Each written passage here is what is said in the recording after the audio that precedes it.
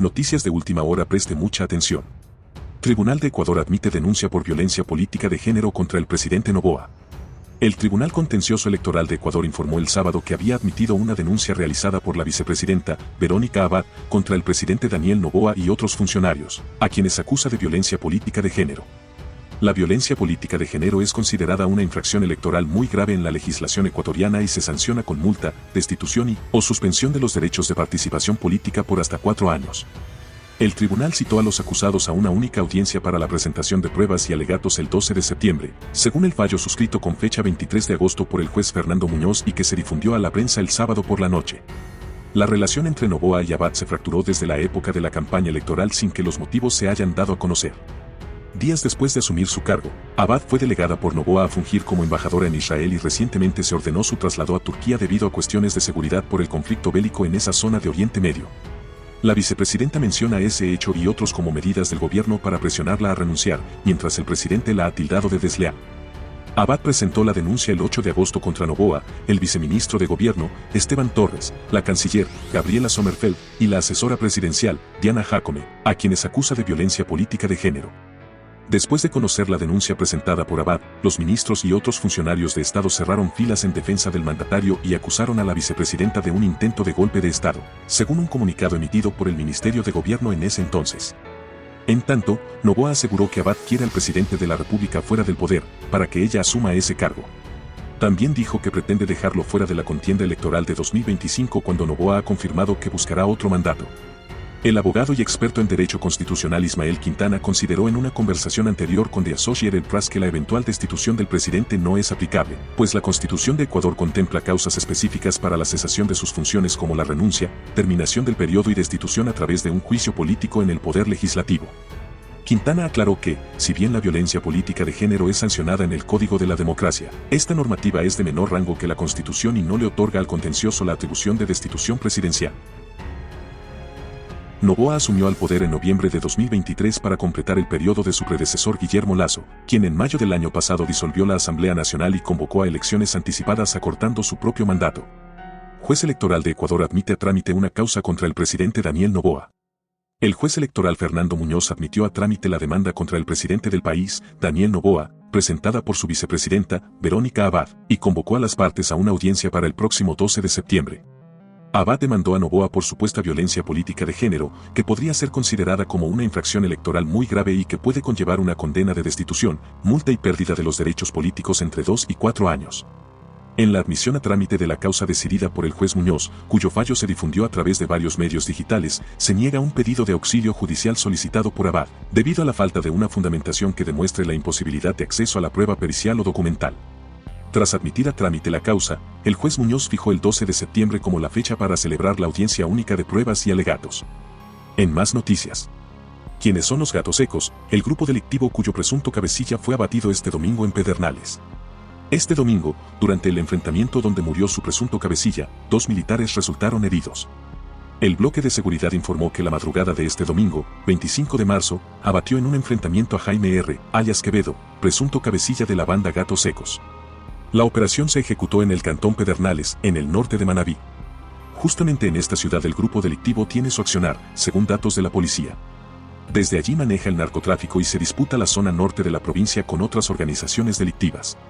Según información policial, la banda Gatos Secos se dedica al cometimiento de delitos. Esta opera desde hace 22 años en Manabí, principalmente en cantones como Jama, Pedernales, San Vicente y El Carmen.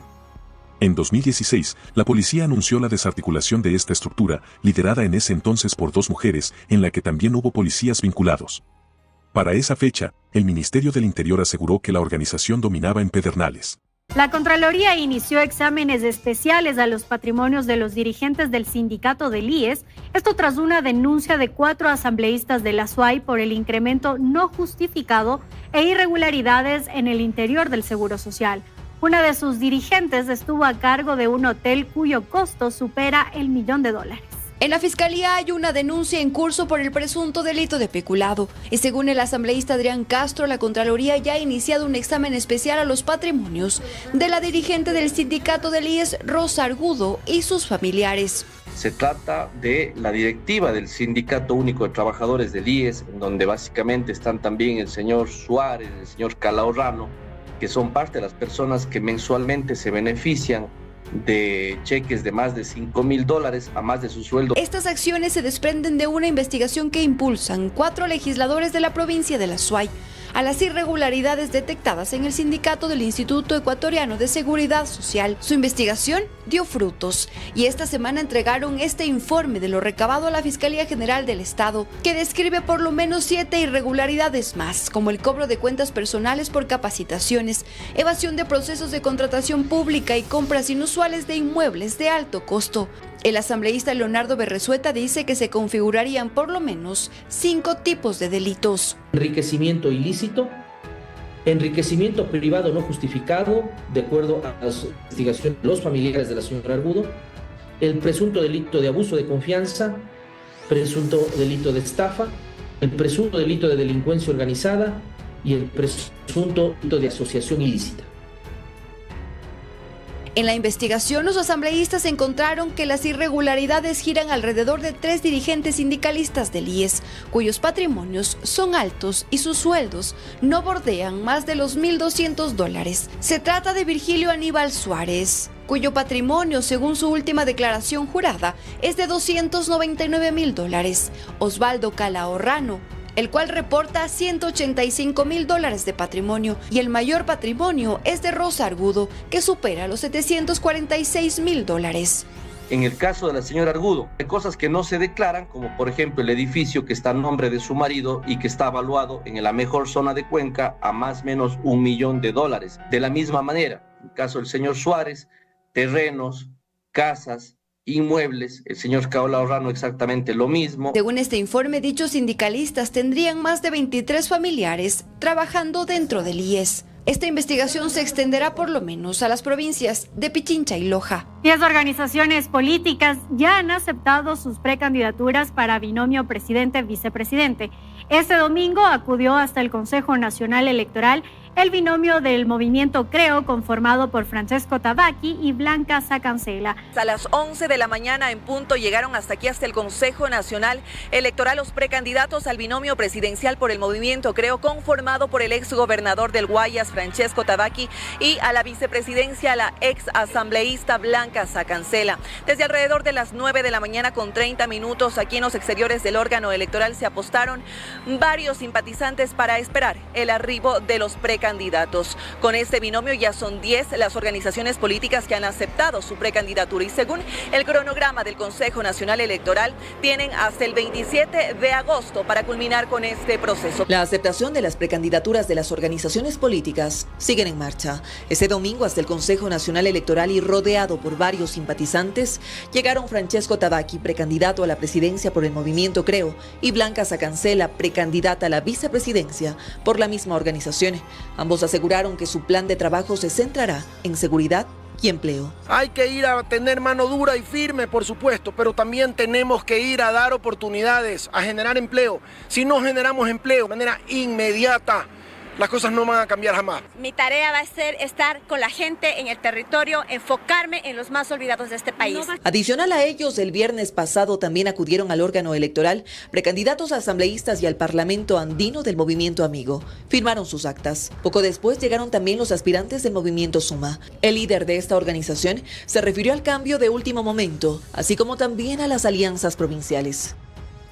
Una decisión propia de cada quien, y obviamente ya el tema de Michelle Calvache era un tema que venía sonando. Considero que es una gran representante de la mujer. El binomio presidencial del Partido Sociedad Patriótica, conformado por Andrea González y Galo Moncayo, también fue una de las últimas en aceptar su candidatura. Se refirieron a sus planes de trabajo.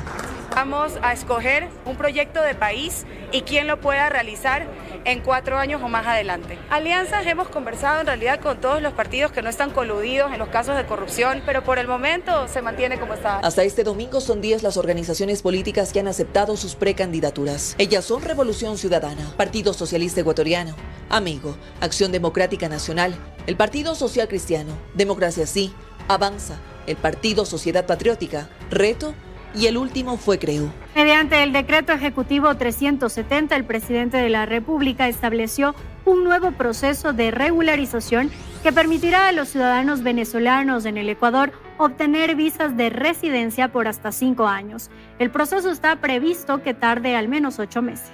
Fue mediante este decreto que el presidente de la República, Daniel Noboa, estableció un nuevo proceso para legalizar a los migrantes venezolanos en Ecuador y con ello entregarles la visa de residencia temporal por excepción. En este documento de 6 artículos, el primer mandatario otorga amnistía migratoria a los ciudadanos extranjeros. Eso sí, a quienes tengan registro de permanencia migratoria caducado y que no hayan participado en procesos de regularización anteriores. Representantes de colectivos de Venezuela evalúan positivamente esta medida, pues aclaran que este proceso está dirigido a núcleos familiares.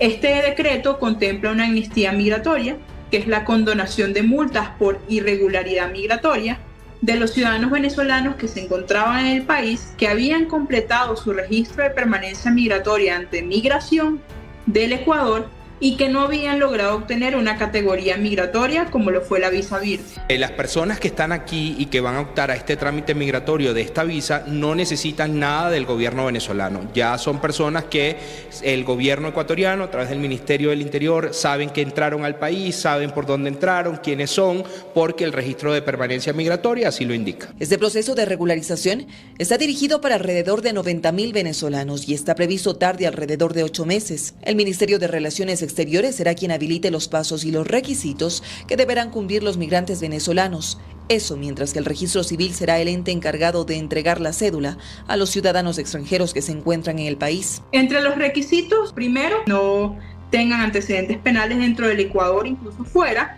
En segundo lugar, que se encontraran ya en el Estado ecuatoriano. Este proceso no se abre para personas que vengan llegando, no, sino para personas que ya estaban en el Ecuador. Dentro de los documentos que se van a solicitar son los pasaportes y las cédulas con hasta 5 años de caducidad. Así que a los venezolanos que puedan estar escuchando este reportaje es importantísimo que tengan esos documentos a la mano para poder acceder al proceso. Según registros oficiales, actualmente en Ecuador residen alrededor de 450.000 ciudadanos de nacionalidad venezolana.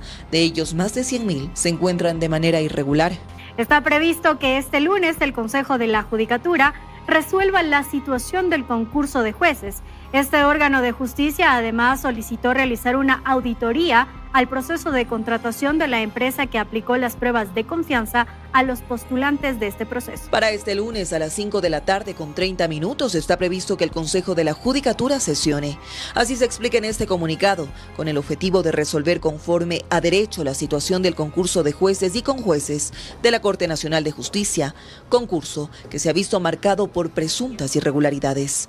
Además, como segundo punto, el Pleno de la Judicatura dispuso la Dirección General y Direcciones Nacionales ordenar el informe sobre el proceso de contratación con empresa Métricas Web S.A.S, agregar el objeto de la prueba de confianza, el detalle de los descriptivos y perfiles por competencias del puesto de juez de Corte Nacional de Justicia y de la metodología para el examen de confianza utilizadas para las pruebas de este concurso público. Y como tercer punto, en el cumplimiento de principio de publicidad, se puso a disposición de la ciudadanía un micrositio en su web institucional exclusivo para este proceso, con los enlaces de la normativa, los expedientes de los 266 postulantes, informes de requisitos, calificación de méritos, pruebas teóricas y otra información. Y es que recordemos que este concurso para designar a los 10 jueces que estaba previsto culmine en octubre de este año fue paralizado el pasado 15 de agosto. Un día antes, el presidente de la Judicatura, Mario Godoy, solicitó a la Contraloría General del Estado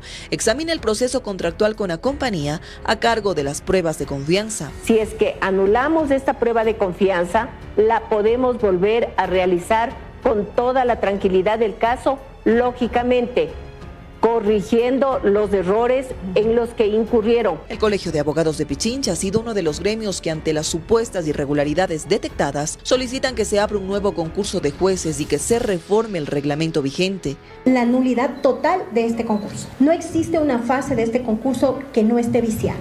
Por eso, esa ha sido la consideración del directorio del Colegio de Abogados de Pichincha, que desde su inicio hasta este momento todas las fases están comprometidas, hay irregularidades y hay presunciones incluso de delitos como el delito de cohecho. Si bien es cierto, para la implementación de las pruebas de confianza, la Judicatura contrató a la empresa Métricas Web S.A.S por un valor de $7.510. Se espera que los resultados del examen especial de la Contraloría estén listos para finales de septiembre.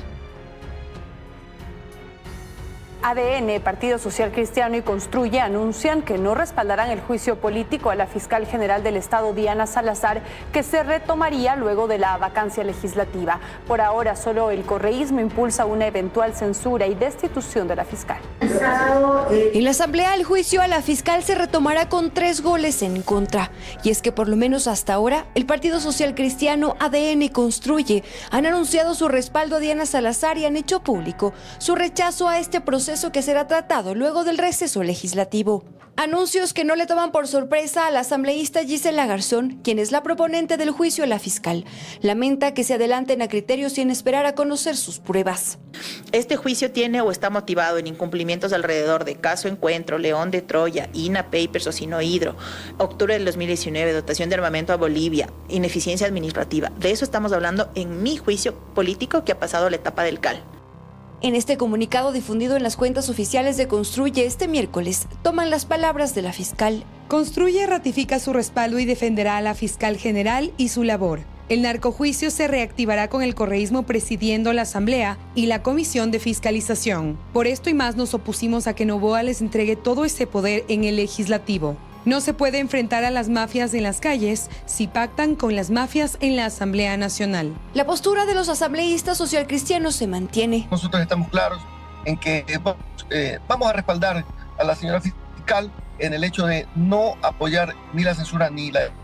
ADN, la bancada de gobierno, hizo lo propio en este comunicado y su posición de respaldo a la fiscal y a su gestión fue más directa. En este momento no hay lugar para tibios ni medias tintas. La bancada ADN respalda frontalmente la lucha contra las mafias y la corrupción. Por eso, doctora Diana Salazar cuente con el apoyo y los votos de la bancada ADN en la Asamblea Nacional en el próximo narcojuicio que tendrá que enfrentar. El escenario político y electoral por el que atraviesa el país les obliga a actuar de esta manera, asegura el asambleísta Garzón. Construye se pronuncia hoy y se pronuncia preocupado por el manejo de la mesa. Cuestiona, digamos, que la Revolución Ciudadana va a presidir la Asamblea, etcétera, etcétera. En función de eso es que hace su pronunciamiento.